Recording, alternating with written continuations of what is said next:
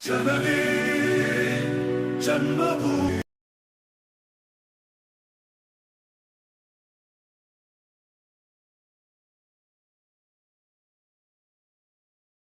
ಸಚಿವರ ಅಧ್ಯಕ್ಷತೆ ಒಳಗೆ ಸಭೆಯನ್ನ ಕರ್ತೀನಿ. ನಿಮ್ಮ ಬೇಡಿಕೆ ಏನಿದೆ ನಾವು ನೋಡ್ತೀನಿ.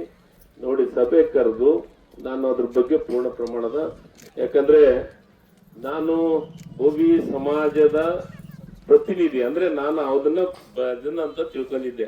ಇಲ್ಲಿ ಬಂದ ಮೇಲೆ ಭೋವಿಗಳ ಬೇರೆ ಒಟ್ರ ಬೇರೆ ಅಂತ ನಮ್ಮ ಮಾತನ್ನ ಹೇಳಿದ್ರಿ. ನನಗಂತೂ ಗೊತ್ತಿಲ್ಲ ನೀವೇನ್ ಮಾಡ್ತೀರಿ ಏನಿಲ್ಲ ಅಂತಂದು. ಆದ್ರೆ ಒಂದಂತೂ ಸತ್ಯ, ಇದ್ರ ಬಗ್ಗೆ ಒಂದು ಪೂರ್ಣ ಪ್ರಮಾಣದ ನಾನು ಸಭೆ ಮಾಡ್ತೀವಿ. ಮುಖ್ಯಮಂತ್ರಿಗಳ ಗಮನಕ್ಕೂ ತರ್ತೀನಿ.